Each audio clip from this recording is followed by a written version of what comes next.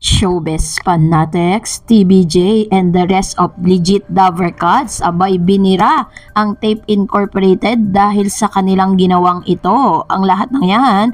But before that, if you haven't subscribed yet to my YouTube channel, please don't forget to like, share, and subscribe.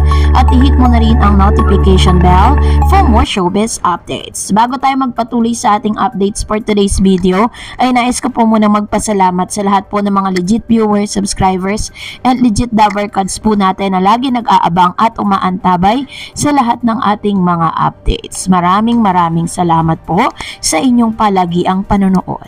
And for today's video ay hinangaan nga ang isang Atasha Mulak sa napakagandang pagganap niya kasi marami po talaga ang nabigla na tila pagkatotoo yung sinasabi. Akala natin magbabawas na sila ng character dun po sa AI family.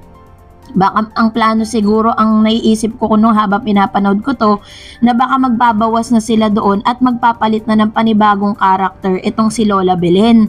And nakita natin talaga that Atasha Mulak is talagang masasabi mo na meron talaga siyang dugong artista, dahil nakita natin kung paano siya nakisabay dito kay Mr. Wally Bayola as Lola Belen sa pag-arte niya, no? At talagang hinangaan po siya, daming napaiyak, pati lahat ng mga nagko-comment sa comment section ng live ng Eat Bulaga ngayong araw ay talaga namang umiyak, no?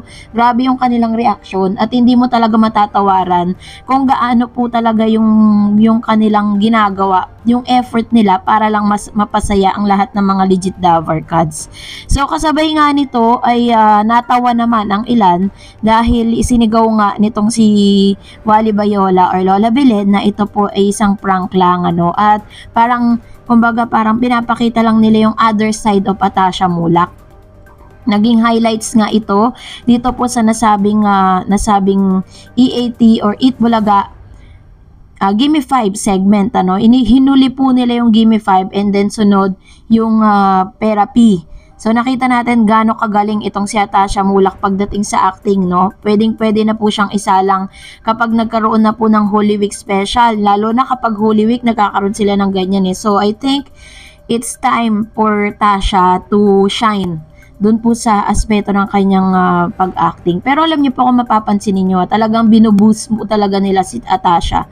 Gusto po ng TBJ na magkaroon ng pangalan ang isang Atasha Mulak pagdating po dito sa nasabing show. Pero pinaka-highlights ngayon na talaga namang kinatuwaan ng lahat ng mga legit Davercats, ang tahasang pagkastigo or tahasan na pagbira ng TBJ kasama ng kanilang abogado ngayong araw ng Sabado. So panoorin po natin ang short video clip na ito. Big! Ano ka ba? Malakas pa ito sa kalaba. Lola! Oh, may sinasabi dito. Hindi ka pwede mag-shutdown. Meron mga ibang dapat mag-shutdown. Ay! Pero hindi ikaw. Sino? Pangalanan mo na to. May abogado ka naman katabi dyan. Okay na.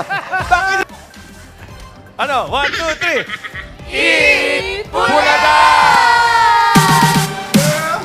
Shutdown! O, yung iba dyan, shutdown na! Shutdown na kayo! Mahaba na masyado! Sa napanood nating video, ang TBJ kasama ni Alan Kay at ibang pang legit Davercats na sumisigaw na huminto na at dapat na mag-shutdown ay walang iba kundi ang Tape, na hanggang sa ngayon ay nagpupumilit pa rin na talagang apela ng apela hanggang sa pinaka-higher court ay aapela nila yung kanilang kagustuhan na makuha ang trademark.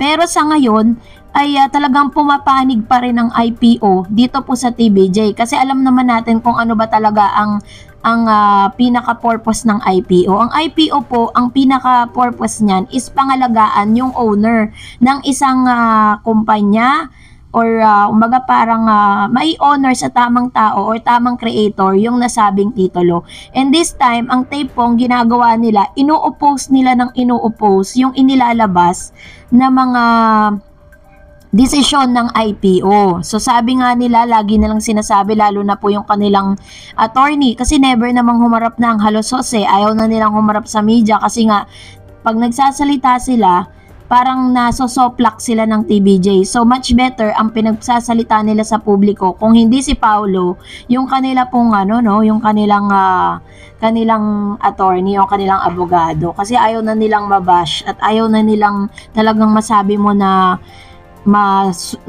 parang malagay sila sa alanganin, lalo't na ngayon nasa posisyon pa sila sa gobyerno. At dahil dyan, nakita naman natin ang reaksyon ng mga legit Davercads. And of course, bago tayo magtapos, narito ang ilan sa mga komentong napili po natin mula naman sa mga legit viewers and subscribers po natin dito po sa ating channel. So, unahin po natin ang komento na nanggaling po sa kay David Baltero. Sabi niya, bakit naman masasaktan ng TVJ Davercads? Kahit di pa mag-guess si Alden sa original na Itbulaga, di kawalan. Sila ang kawalan at di ang TVJ true. Akala kasi nila makakascore sila. Di ba? Akala nila ma-hurt or parang magkakaroon ng malaking epekto yon sa show kung hindi man nakita si Alden Richards. Alam naman ng tao, 'di ba? Alam naman ng tao na kung bakit wala si Alden doon. Sabi naman ni Vinsanity, correction po, family of two of Sharon Cuneta and Alden Richards is written by Mel Mendoza.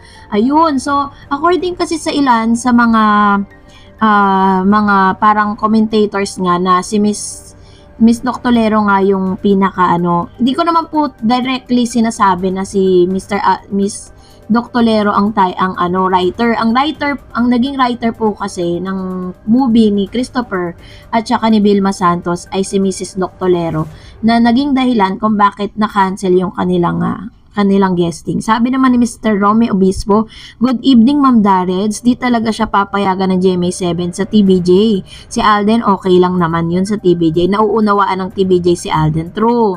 Nakita mo naman 'di ba si Bossing hindi siya nahiya na tanungin bakit wala si Richards, 'di ba? Kasi kung talagang may effect sa kanila, hindi nila nauunawaan, hindi nila babanggitin si Alden.